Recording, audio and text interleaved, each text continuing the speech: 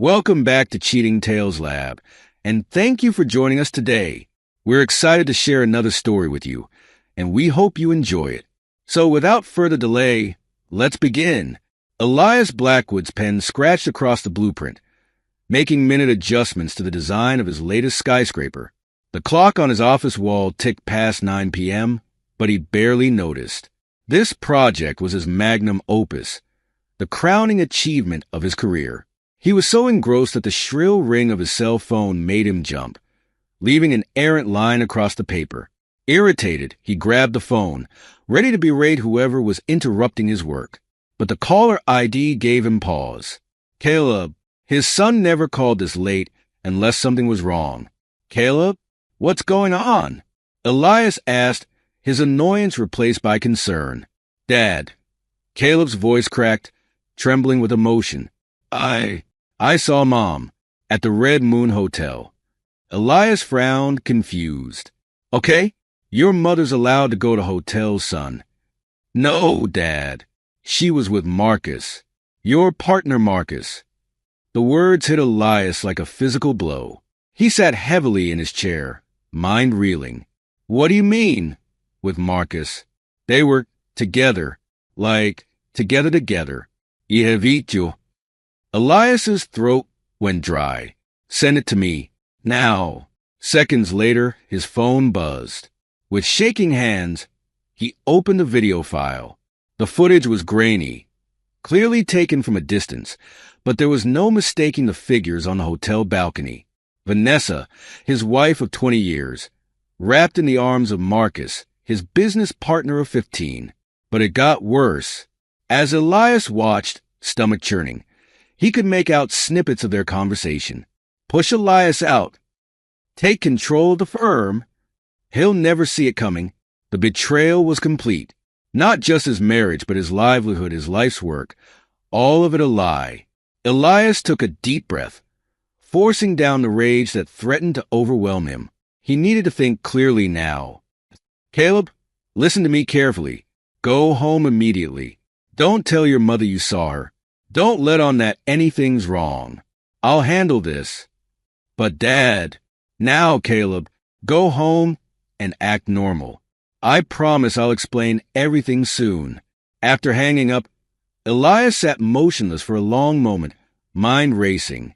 Then, with deliberate calm, he picked up his office phone and dialed a number he knew by heart. Jack, it's Elias Blackwood. I need your help. My wife's been unfaithful, and I want to initiate divorce proceedings immediately. Yes, I have proof. I also need you to freeze our joint accounts and start the process of protecting my assets. No! This can't wait until morning. I'm coming to your office now. Hanging up, Elias gathered his things and headed for the door. As he switched off the lights, he cast one last look at the blueprint on his desk. The errant line he'd drawn earlier now bisected the entire design, like a crack in the foundation of everything he'd built. How fitting, he thought bitterly, before stepping out into the night, leaving behind the ruins of his old life. Vanessa Blackwood hummed to herself as she pulled into the driveway, still riding the high of her afternoon tryst with Marcus. The house was dark and quiet as she entered, which wasn't unusual. Elias often worked late, and Caleb was probably holed up in his room with his video games. She flicked on the kitchen light, then froze. Something was off. The air felt different, charged with an unseen tension. Her eyes darted around the room, landing on a stack of papers on the counter that hadn't been there this morning. Heart pounding, she approached slowly, as if the papers might bite. The top sheet bore an official-looking letterhead. Notice of divorce proceedings. No, she whispered, fingers trembling as she leafed through the stack.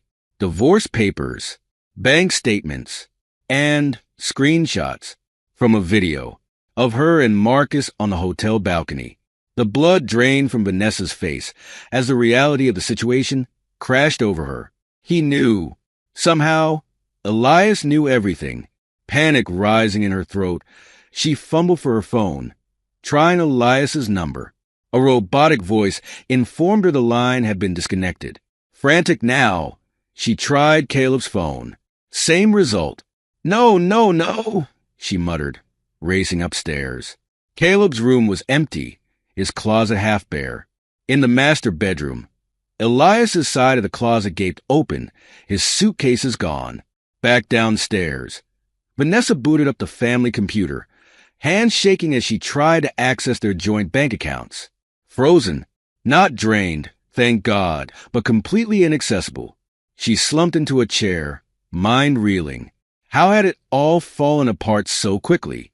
Just this afternoon, she'd been on top of the world, secure in the knowledge that her affair was safely hidden, that her plans with Marcus to take control of the firm were progressing smoothly. But she should have known better. Elias was always 3 steps ahead, always planning for every contingency. Of course, he wouldn't confront her directly. No! He'd strike from the shadows, methodical and merciless. As the shock began to wear off, fear set in. Vanessa knew her husband. He wouldn't stop at divorce. He'd make her pay for her betrayal, strip away everything she valued. And Marcus, oh God, Marcus. Did he know yet? Were his accounts frozen too? Their entire plan was crumbling around her, and she was powerless to stop it. Vanessa reached for her phone again, this time dialing Marcus's number with shaking fingers. It rang once, twice. Vanessa? Marcus's voice was groggy. Do you know what time it is? He knows, she blurted out, unable to keep the panic from her voice. Elias knows everything. There was a long pause on the other end of the line. When Marcus spoke again, his voice was tight with fear. What do you mean? Everything. The affair, the plan to push him out of the firm, all of it. He's filed for divorce, frozen our accounts. He and Caleb are gone. Shit, Marcus breathed. How? We were so careful. Vanessa laughed bitterly. Careful enough to be caught on video, apparently. Marcus, what are we going to do? Another pause. Okay, don't panic. We need to think this through. Have you called your lawyer yet? No, I called you first. All right, here's what we're going to do. Call your lawyer right now. I'll do the same. We need to get ahead of this before Elias can do any more damage. Then we'll meet first thing in the morning to figure out our next move. Vanessa nodded, forgetting Marcus couldn't see her. Okay, you're right. We can fix this. But as she hung up and dialed her lawyer's emergency number, a cold dread settled in the pit of her stomach. She knew Elias. He wouldn't have made a move like this without an airtight plan. Whatever came next, she had a sinking feeling they were already too late to stop it. The BMW's headlights cut through the darkness as Elias guided it down the empty highway. In the passenger seat, Caleb sat silently, staring out the window at the passing shadows. They'd left the house just after midnight, slipping away like thieves in the night. Elias had been meticulous in his preparations, leaving no trace of their destination. New identities, secured through channels he'd hoped never to use, waited for them at the end of this journey. He glanced at his son, heart aching at the pain etched on the boy's face. You okay, kid? Caleb shrugged, not looking away from the window. I guess. Where are we going? Somewhere safe. Somewhere we can start over. What about Mom? And school? My friend. Elias sighed heavily. I know this is hard, Caleb, but your mother, she made her choice. And right now, we need to protect ourselves. By running away? It's not running away. It's a strategic retreat. We need time to regroup, to plan our next move. Caleb finally turned to look at his father, eyes shining with unshed tears. Did you know? About Mom and Marcus? Elias's hands tightened on the steering wheel. No, I had no idea. How could she do this to us? The raw pain in his son's voice made Elias's chest tighten. He wanted nothing more than to pull over and comfort the boy, but they couldn't afford to stop. Not yet. I don't know, son. People do terrible things sometimes. But I promise you, we're going to get through this. Together. Caleb nodded slowly, then turned back to the window. Elias focused on the road ahead, mind already racing with plans and contingencies. He had left a cryptic message for his most trusted employee, ensuring the firm's projects would continue in his absence. It wasn't ideal, but it would buy them time. As the miles ticked by, Elias found his thoughts drifting to Vanessa and Marcus. By now, they'd be frantic, searching for any trace of him and Caleb. Part of him, a dark, vengeful part, relished the thought of their panic. Let them squirm, let them feel a fraction of the pain they'd caused. But he pushed those thoughts aside. Revenge wasn't the goal here. Protection was. He needed to keep Caleb safe from the emotional fallout, give them both time to heal and plan their next steps. And if his disappearing act threw Vanessa and Marcus off balance, preventing them from hiding assets or crafting alibis, well, that was just an added bonus. Dawn was breaking as they crossed the state line, the first rays of sunlight painting the sky in shades of pink and gold. A new day, a new beginning. Elias reached over and squeezed his son's shoulder. "We're going to be okay, Caleb. I promise." And as they drove on into the unknown, Elias silently vowed to make good on that promise, no matter the cost. Nathan Reed stood at the drafting table, his pencil dancing across the blueprint with practiced ease. The open-concept office space around him hummed with quiet activity, a far cry from the sleek, high-powered firm he'd left behind 6 months ago. But there was a satisfaction in this work that he hadn't felt in years. He glanced up at the clock. Nearly time for Ethan to be home from school. The name still felt strange on his tongue sometimes. Ethan, not Caleb, just as he was Nathan now, not Elias. New names, new identities, a new life carefully constructed in the wake of betrayal. Portland, Maine had been a calculated choice. Far enough from their old life to avoid accidental recognition, but close enough to the architectural scene that Nathan's talents wouldn't go to waste. And waste they hadn't. His small firm was already gaining a reputation for innovative, sustainable urban designs. As if on cue, the bell above the office door chimed. Ethan trudged in, backpack slung over one shoulder, a half-eaten apple in his hand.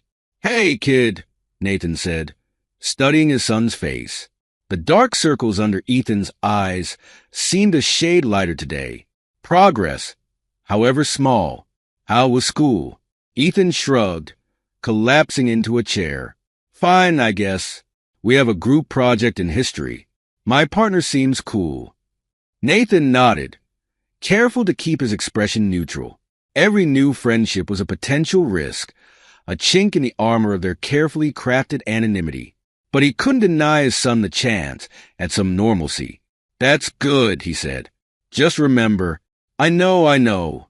Ethan cut him off. "Keep it casual. Don't share too much personal info. I'm not an idiot, Dad." "Nate's in sight." "I know you're not. I just worry." Ethan's expression softened slightly. "Yeah, I know. It's fine. I'm gonna go do homework." As his son disappeared into the back room, they converted into a makeshift living space. Nathan turned back to his work, but his mind wasn't on the blueprint anymore. It was 6 months in the past and hundreds of miles away. He booted up his encrypted laptop, fingers flying over the keys as he navigated through layers of security. Within moments, he was scanning the latest reports on Vanessa and Marcus's desperate attempts to find them. It had been almost comical at first, watching them flail about, hiring private investigators who came up empty-handed time and again. But lately, their efforts had taken on a more frantic edge. Nathan knew why. The lawsuits were piling up, the firm teetering on the edge of bankruptcy. Good, he thought. Let them squirm. But it wasn't enough. Not nearly enough to pay for what they'd done. Nathan's eyes flickered to a folder on his desktop, innocuously labeled Project X. Inside was a treasure trove of damning evidence. Emails discussing fraudulent billing practices, records of kickbacks from contractors, proof of design stolen from junior architects. It had taken months of careful hacking and data mining to compile, but it would be worth it. Soon, very soon, he would spring the trap. and Vanessa and Marcus would learn the true cost of their betrayal. Nathan closed the laptop, a grim smile playing at the corners of his mouth. He'd been a fool once, blind to the machinations happening right under his nose. Never again. This time, he would be the one 3 steps ahead. And God help anyone who got in his way. Vanessa Blackwood stared at the stack of papers on her desk, each one a ticking time bomb threatening to blow her carefully constructed world to pieces. Lawsuits from clients claiming breach of contract, demands for payment from suppliers, and worst of all, a notice from the bank warning of impending foreclosure on the firm's office building. How had it all gone so wrong, so quickly? She knew the answer, of course. It had started the moment Elias disappeared, taking Caleb with him. In the blink of an eye, she'd lost her husband, her son, and the steady hand that had guided their firm to success. At first, she and Marcus had been confident they could weather the storm. They had connections, talent, charm. But as the weeks turned to months with no sign of Elias or Caleb, cracks began to show. Clients grew wary, questioning the stability of a firm whose founding partner had vanished without explanation. Junior architects, once eager to please, now watched them with suspicion in their eyes. And then the lawsuits started, one after another, like dominoes falling, each one chipping away at their reputation, their resources, their resolve. A knock at the door jolted Vanessa from her brooding. Marcus entered, his once crisp suit looking rumpled, dark circles under his eyes mirroring her own. "Any word?" she asked, though she already knew the answer. Marcus shook his head. "Nothing. It's like they vanished into thin air. The PI hired in Boston thought he had a lead, but it turned out to be another dead end." Vanessa slumped in her chair. "We can't keep this up, Marcus. The money's running out, and if we don't find a way to settle these lawsuits—" "I know." Marcus ran a hand through his thinning hair. "But what choice do we have? If we can just find Elias, make him see reason." A bitter laugh escaped Vanessa's lips. "Make him see reason? After what we did, he'll destroy us, Marcus. You know he will." Before Marcus could respond, Vanessa's computer chimed with an incoming email. She opened it, eyes widening as she scanned the contents. "What is it?" Marcus asked, leaning over her shoulder to read. It's a buyout offer for the firm." Marcus frowned. "From who?" "I don't know. Some holding company I've never heard of. But, Marcus, look at these numbers. This could solve everything." As they pored over the details of the offer, neither noticed the tiny camera hidden in the potted plant on Vanessa's desk, silently recording their every move. Elias leaned back in his chair, a satisfied smile playing at the corners of his mouth as he watched the live feed from Vanessa's office. The bait had been taken, just as he'd known it would be. It had been almost too easy, really. A series of shell companies, a trusted proxy to handle the negotiations, and suddenly he held Vanessa and Marcus's fate in his hands. They were so desperate for a lifeline that they hadn't even questioned the oddly specific conditions of the buyout. Full disclosure of all company finances and projects. A non-compete clause that would effectively end their careers if violated. Personal guarantees against any undisclosed liabilities. Elias chuckled darkly. They'd sign it all, he knew, and in doing so, they'd hand him every scrap of evidence he needed to bury them. A noise from the other room caught his attention. Caleb, no. Ethan now, he reminded himself, was home from school. Elias quickly closed the video feed and cleared his expression. No need for his son to see the depths of his plans for revenge. "Hey, kiddo," he called out as Ethan entered the room. "How was school?" Ethan shrugged, dropping his backpack on the floor. "Fine, I guess. We started a new unit in history. The teacher wants us to pick a historical figure to do a report on." Elias nodded, trying to inject enthusiasm into his voice. "That sounds interesting. Anyone in particular catch your eye?" "I was thinking maybe Frank Lloyd Wright," Ethan said, a hint of his old passion for architecture creeping into his voice. "You know, since we're supposed to be this big architecture family and all." The words were like a knife to Elias's heart. This big architecture family, the life they'd left behind, the legacy he'd built, all of it tainted now by betrayal. But he forced a smile. That's a great choice. Wright was a visionary. I'm sure you'll do a fantastic job on the report. Ethan nodded, then hesitated, fidgeting with the strap of his backpack. Dad, do you think? Is there any chance we might be able to go home soon? Back to our real names. Elias's jaw tightened. Ethan, we've talked about this. It's not safe yet. Your mother and Marcus. I know. Ethan cut him off. They betrayed you. They're trying to find us, blah, blah, blah. But Dad, it's been months.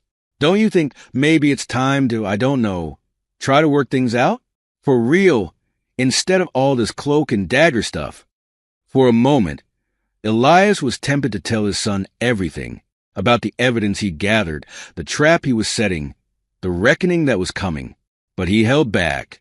Ethan was still so young, still clinging to the hope of reconciliation. He wasn't ready to see the full extent of the betrayal, or the lengths to which Elias would go to make it right. I'm working on it, son, he said instead. I promise. We won't have to live like this forever. Just trust me a little longer, okay? Ethan nodded, though the doubt in his eyes was clear. As he trudged off to his room, Elias turned back to his computer, mind already racing with the next steps of his plan. Soon, he told himself. Soon it would all be over, and they could go back to their real lives. But first, Vanessa and Marcus had to pay, and pay they would in full. Jack Hawthorne prided himself on being the best private investigator in the business. He'd cracked cases that had stumped the FBI, tracked down people who didn't want to be found in countries that barely appeared on maps. But this Elias Blackwood case? It was starting to make him question his skills. He leaned back in his chair, staring at the web of connections and dead ends pinned to his office wall. 6 months of work. And he was no closer to finding Blackwood or his son than he'd been on day one. It didn't make sense. A man like Blackwood, successful architect with a high profile in the industry, doesn't just disappear without a trace. There should have been something: credit card transactions, phone records, school enrollments for the kid. But there was nothing. It was like they'd ceased to exist the moment they'd driven away from their home that night. Hawthorne's eyes narrowed as they fell on a recent addition to his evidence board, a series of architectural designs that had been popping up in Portland, Maine over the last few months. Innovative, sustainable urban projects that bore a striking resemblance to Blackwood's signature style. It was a long shot, he knew. Plenty of architects were jumping on the sustainability bandwagon these days. But something about these designs nagged at him. The attention to detail, the clever solutions to complex urban planning issues. It all screamed Elias Blackwood. He'd sent an associate up to Portland to snoop around, but so far, nothing concrete had turned up. The designs were credited to a Nathan Reed, a newcomer to the Portland scene with a suspiciously thin background. Hawthorne's computer pinged, alerting him to a new email. He opened it, eyebrows raising as he scanned the contents. His associate in Portland had managed to snap a few long-distance photos of this Nathan Reed character. The images were grainy, taken from too far away to be conclusive, but there was something in the set of the man's shoulders, the way he carried himself. Hawthorne's fingers flew over the keyboard, pulling up an old photo of Elias Blackwood for comparison. He overlaid the images, adjusting for the difference in resolution. "Gotcha," he muttered, a predatory grin spreading across his face. He reached for his phone, ready to call his client with the good news. But something made him pause, finger hovering over the dial button. This was big, career-defining big. The kind of case that could set him up for life, if he played his cards right. Did he really want to hand it over to Vanessa Blackwood just yet? No, he decided. He needed more. Concrete proof, not just a hunch based on some grainy photos. He'd give it a few more days, see what else he could dig up on this Nathan Reed character. Little did Hawthorne know, his hesitation had just bought Elias Blackwood the time he needed to spring his trap. Caleb, no, Ethan. He reminded himself for the 100th time, stared at the blank document on his laptop screen. The cursor blinked mockingly, daring him to start his history report on Frank Lloyd Wright. But his mind wasn't on famous architects or groundbreaking designs. It was back home, with his old friends, his old life, with his mother. He glanced at the door to make sure his dad wasn't around, then opened an incognito browser window. His fingers hesitated over the keys for a moment before he typed in a familiar name, Jake Thompson. Jake had been his best friend since kindergarten. They'd done everything together, Little League, science fairs, marathon gaming sessions that stretched late into the night. And now, because of his parents' mess, Ethan had ghosted him without a word of explanation. It wasn't fair. None of this was fair. Before he could talk himself out of it, Ethan navigated to an encrypted messaging app he'd discovered online. He created a new account under a fake name and sent a message to Jake's gaming handle. "Hey man, it's me. I know it's been a while, but I just wanted to let you know I'm okay. I can't say much, but I miss you guys. Hope you're doing all right." His finger hovered over the send button. He knew it was risky. His dad had drummed into him the importance of maintaining their cover, of not leaving any digital breadcrumbs that could lead back to them. But he was so tired of lying, of pretending to be someone he wasn't. He just wanted one small connection to his old life. Was that really so much to ask? Taking a deep breath, Ethan hit send. The message disappeared into the ether, and he quickly closed the browser window, heart pounding. What he didn't know was that at that very moment, in a nondescript office hundreds of miles away, a small alert popped up on Jack Hawthorne's computer. The PI had cast a wide net in his search for the Blackwoods, including monitoring known associates for any unusual activity. An encrypted message sent to Jake Thompson's gaming account from an unknown source? That definitely qualified as unusual. As Hawthorne began the process of tracing the message, Ethan sat back in his chair, a mix of relief and anxiety churning in his gut. He'd done it. He'd reached out. Now all he could do was wait and hope that somehow, someway, things would work out. Elias's fingers flew over the keyboard, lines of code scrolling across the screen faster than the eye could follow. He detected the breach in their security almost instantly, a single outgoing message from Ethan's computer to an encrypted messaging service. His first instinct had been anger. He'd trusted Ethan to understand the gravity of their situation, to follow the rules he'd laid out so carefully. But as he worked to erase the digital footprint left by his son's moment of weakness, that anger gave way to something else. Understanding, compassion. Ethan was just a kid, after all. A kid who'd been ripped away from everything and everyone he knew, forced to live a lie for months on end. Of course he'd reach out eventually. Elias should have seen it coming. As he finished covering their tracks, Elias leaned back in his chair, mind racing. This close call was a wake-up call. He'd been so focused on his plans for revenge, on protecting them from external threats, that he neglected the very real danger of Ethan's isolation and unhappiness. He needed to accelerate his plans. The longer they lived this half-life, straddling the line between their old identities and their new ones, the greater the risk became, not just of discovery, but of losing Ethan altogether. Decision made, Elias pulled up the file containing all the evidence he'd gathered against Vanessa and Marcus. It was time to spring the trap, time to end this, once and for all. As he began to put the final pieces of his plan into motion, Elias allowed himself a small, grim smile. Vanessa and Marcus thought they'd won when they betrayed him. They had no idea of the storm that was about to break over their heads. Let them come, he thought. Let them try to find us. We'll be ready. And this time, I'll be the one holding all the cards. The game was entering its final stages, and Elias Blackwood intended to win. Vanessa Blackwood's heels clicked against the polished concrete floor of the Portland office building, each step echoing with grim determination. Beside her, Marcus fidgeted nervously, his eyes darting from side to side as if expecting an ambush at any moment.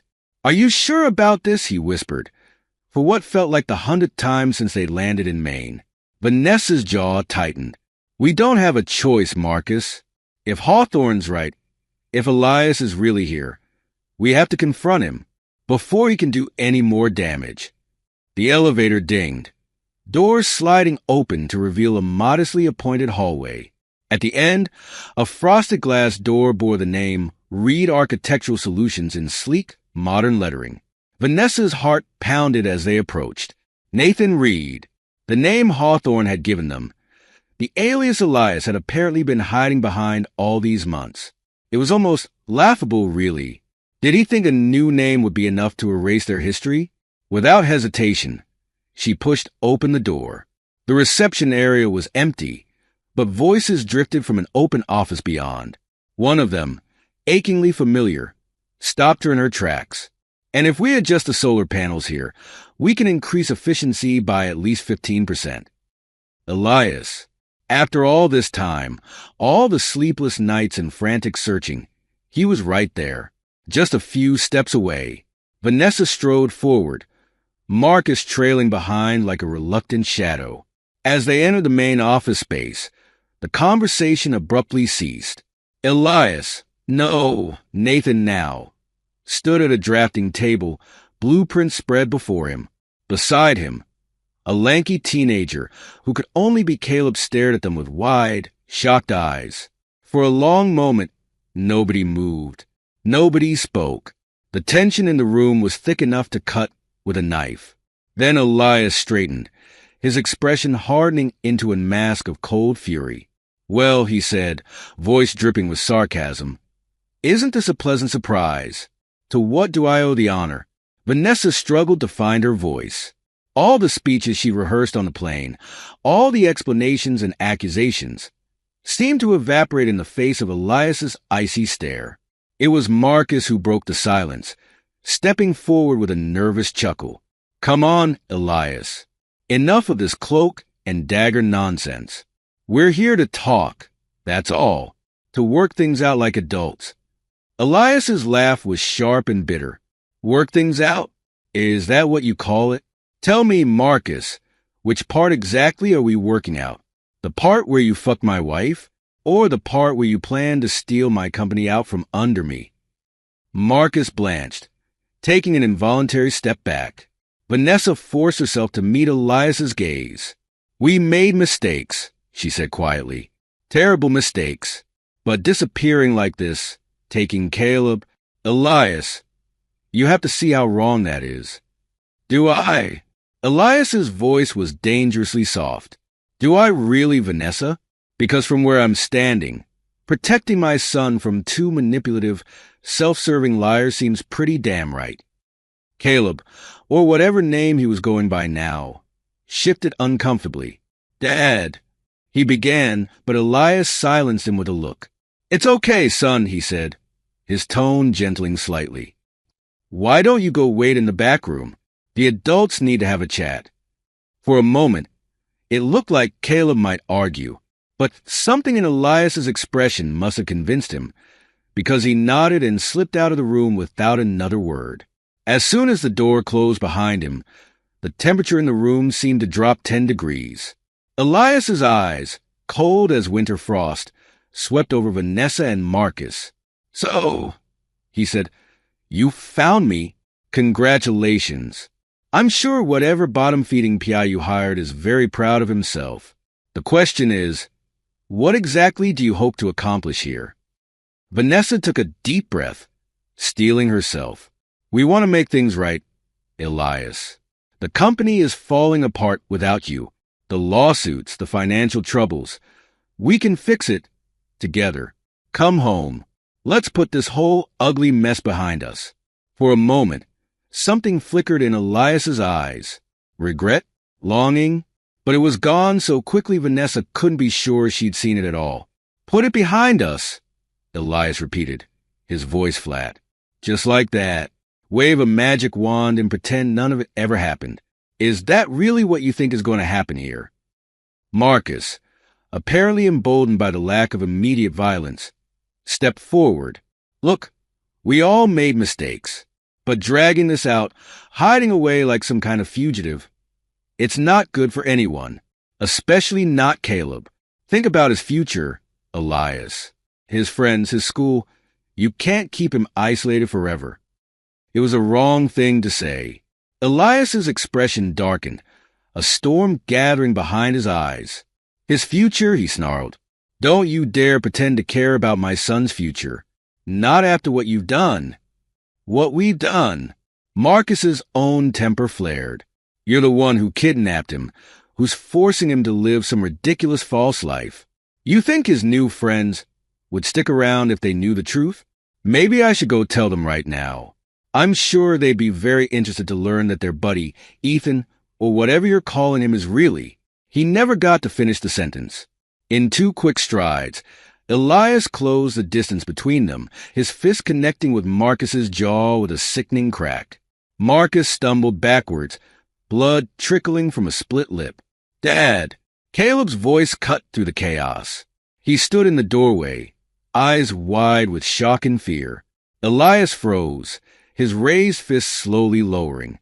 For a moment, the mask of cold fury slipped, revealing a glimpse of the pain and anguish beneath. It's okay, Caleb, he said softly. Everything's going to be okay. I promise. Vanessa, who had been watching the confrontation with growing horror, saw her chance. Caleb, honey, she said, taking a tentative step towards her son. I've missed you so much. Please, can we just talk? Your father and I, we can work this out. We can be a family again. Caleb's eyes darted between his parents, confusion and conflict written across his face. For a heart-stopping moment, Vanessa thought he might actually come to her. But then his expression hardened, and he moved to stand beside Elias. No, he said, his voice steady despite the tremor in his hands. No, we can't. Elias placed a protective hand on Caleb's shoulder, his eyes never leaving Vanessa and Marcus. I think, he said, his voice deceptively calm, it's time for you to leave. Marcus, still nursing his bloodied lip, opened his mouth to argue, but Vanessa grabbed his arm, shaking her head slightly. This confrontation had gone sideways in every possible way. They needed to regroup, to figure out their next move. This isn't over, Elias, she said as they backed towards the door. You can't run forever. Elias's smile was cold and sharp as a knife's edge. Oh, I'm not running anymore, Vanessa. In fact, I'm just getting started. As the door closed behind them, Vanessa felt a chill run down her spine. She'd come here expecting to find Elias broken, desperate. Instead, she'd found a man filled with icy resolve, a man with a plan. And suddenly, she was very, very afraid of what that plan might be. Elias waited until he was sure Vanessa and Marcus were gone before he allowed himself to slump against the drafting table, the adrenaline draining from his system and leaving him feeling hollow and drained. Dad! Caleb's voice was small, uncertain. Are you okay? Elias straightened, forcing a reassuring smile onto his face. I'm fine, son. Just, it's been a long day. Caleb nodded, but his eyes were troubled. What happens now? Now, Elias said, his voice hardening with resolve. We finish this, once and for all. He crossed to his computer, fingers flying over the keyboard as he pulled up file after file, evidence he'd spent months compiling. Each damning piece of information a nail in Vanessa and Marcus's coffin. I need you to listen carefully, Caleb, he said, not looking up from the screen.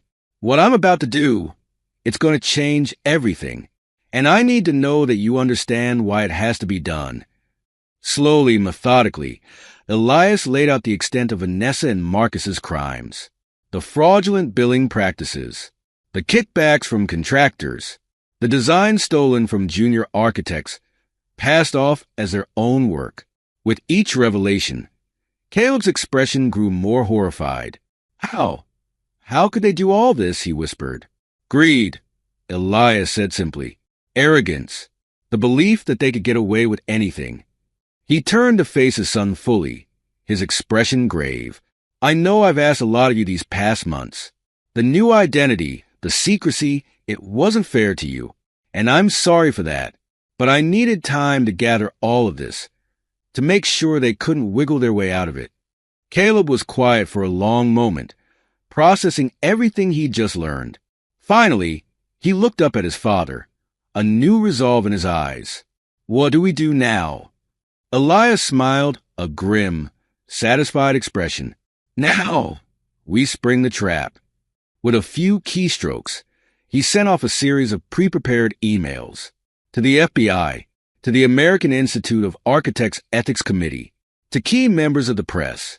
"By this time tomorrow," he said, "everyone will know exactly what kind of people Vanessa Blackwood and Marcus Reeves really are."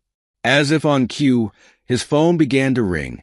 Vanessa's name flashed on the screen.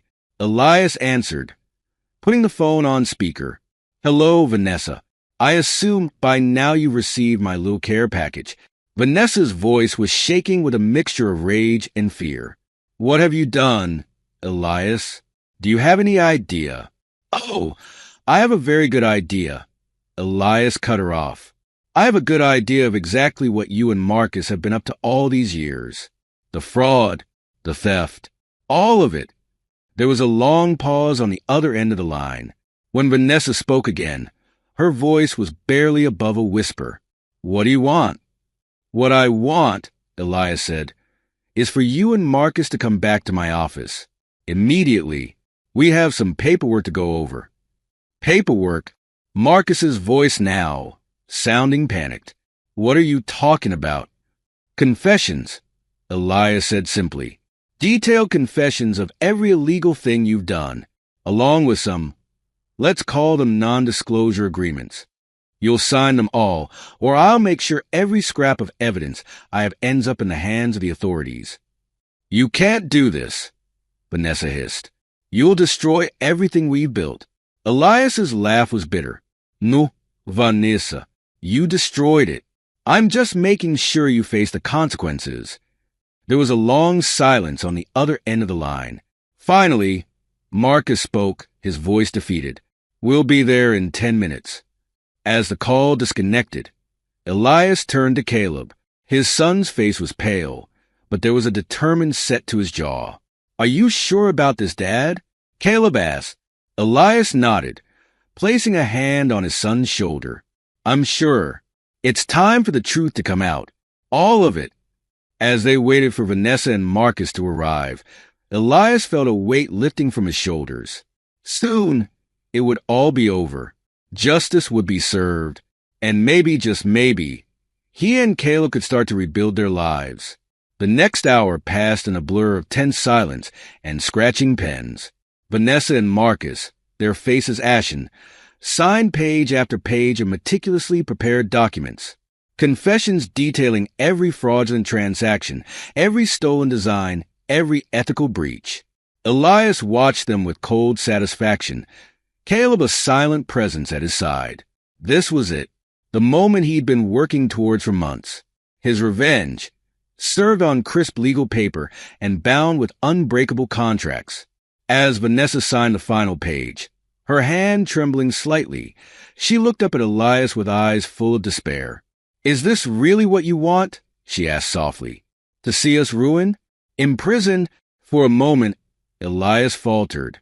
The weight of their shared history, the good times, the love they'd once shared, pressed down on him. But then he remembered the betrayal, the pain, and his resolve hardened once more. "What I want," he said, his voice low and controlled, "is for you to face the consequences of your actions, something you both seem to have avoided for far too long." Marcus, who had been uncharacteristically quiet throughout the process, suddenly slammed his fist on the table. "You sanctimonious bastard," he snarled. "You think you're so much better than us? You've manipulated and schemed just as much as we ever did. You're no different. That's enough." Caleb's voice, firm and clear, cut through Marcus's tirade. He stepped forward, fixing both Vanessa and Marcus with a hard stare. "You don't get to play the victims here. Not after what you've done." Vanessa flinched as if she'd been slapped. "Caleb, honey, please." "No." Caleb shook his head. "I've heard enough. You betrayed Dad. You betrayed me. You betrayed everything our family was supposed to stand for. And for what? Money? Power? Was it worth it?" The silence that followed was deafening. Vanessa and Marcus, for once, had no words. Elias placed a hand on Caleb's shoulder, a surge of pride mixing with the bittersweet realization that his son had grown up far too quickly in these past months. "It's done," he said quietly. "You should go now. Your lawyers will be in touch regarding the next steps." As Vanessa and Marcus gathered their things, moving like shell-shocked survivors of some great catastrophe, Elias felt the last of his anger drain away. In its place was a bone-deep weariness and an unexpected pang of, what? Regret? Mourning for what might have been. The door closed behind them with a soft click, leaving Elias and Caleb alone in the suddenly too quiet office. "So," Caleb said after a long moment, "what happens now?" Elias sighed, running a hand through his hair. Now we start over.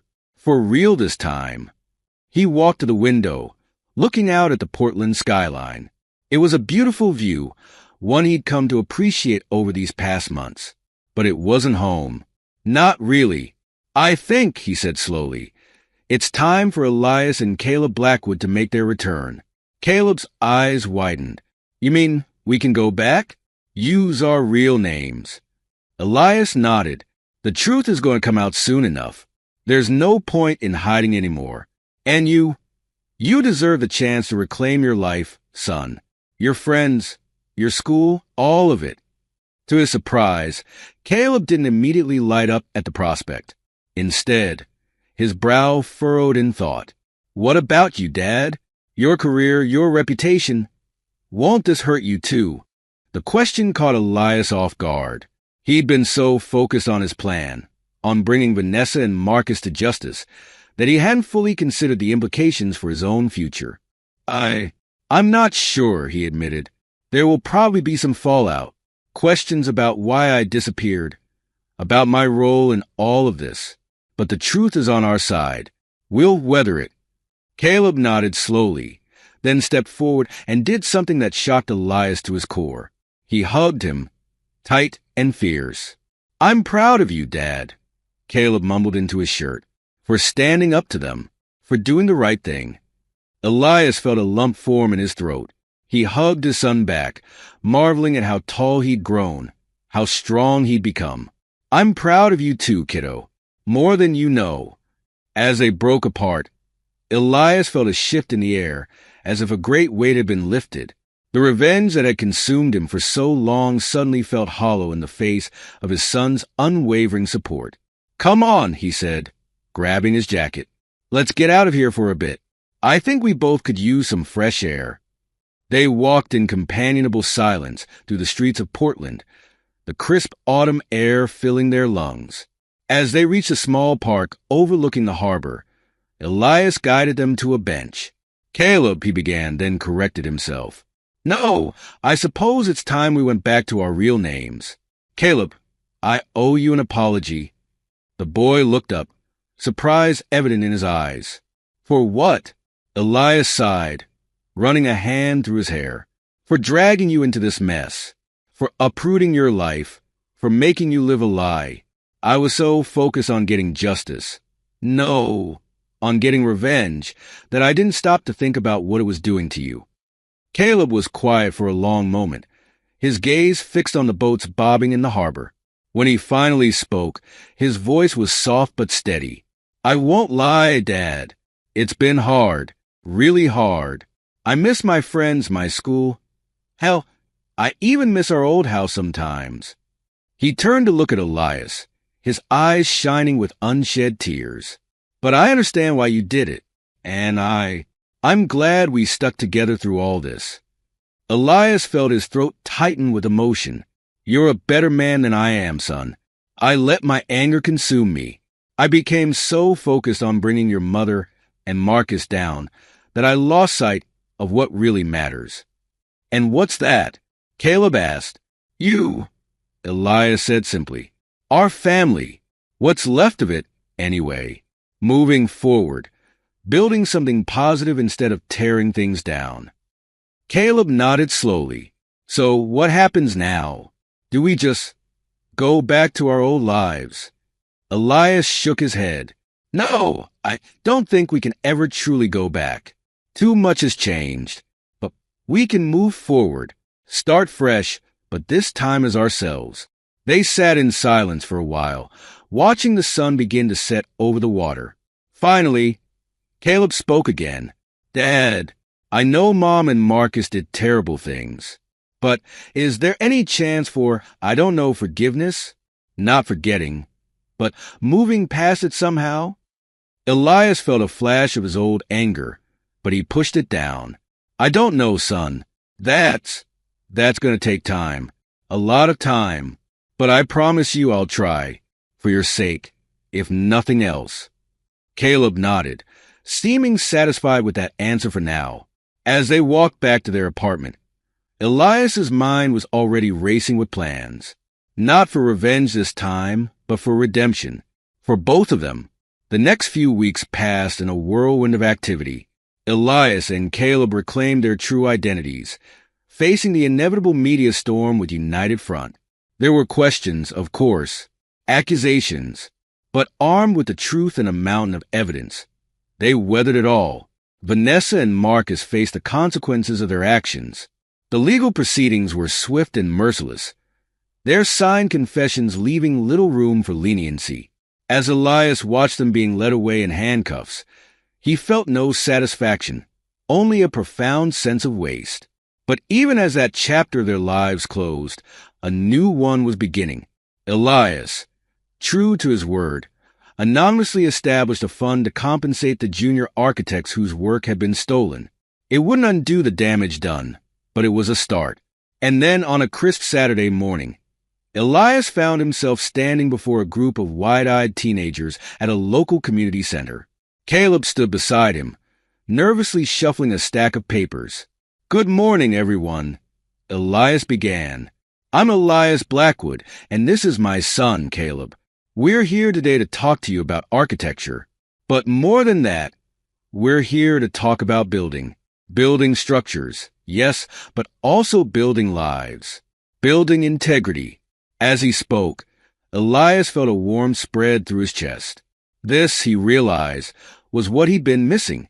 Not the thrill of revenge, but the simple joy of creating something positive. Caleb stepped forward, his initial nervousness fading as he began to explain the basics of drafting to the group. Elias watched with pride, seeing not just his son, but a young man coming into his own. As the session wound down, one of the kids raised her hand. Mr. Blackwood, she asked, why are you doing this? I mean, you're a famous architect. Why bother with us?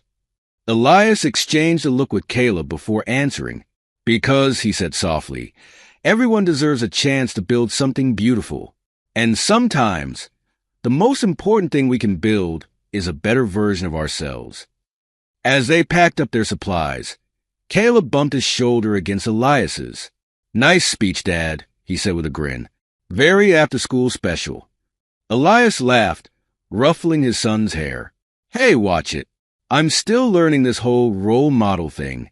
They stepped out into the sunlight, the future stretching before them like a blank blueprint, ready to be filled with new designs, new dreams. It wouldn't be easy, Elias knew. The scars of the past wouldn't fade overnight. But for the first time in a long time, he felt hope. Real, genuine hope. As they walked down the street, Caleb's voice drifted up. Hey, Dad, I'm glad we're doing this. Together. Elias smiled, throwing an arm around his son's shoulders. Me too, son, me too. And as they disappeared around the corner, the sun glinted off the windows of the surrounding buildings, as if the very city was winking at them, approving of this new blueprint they were creating, not of steel and glass, but of redemption and second chances. This is where our story comes to an end. Share your thoughts in the comment section. Thanks for your time. If you enjoy this story, please subscribe to this channel. Click on the video you see on the screen, and I will see you there.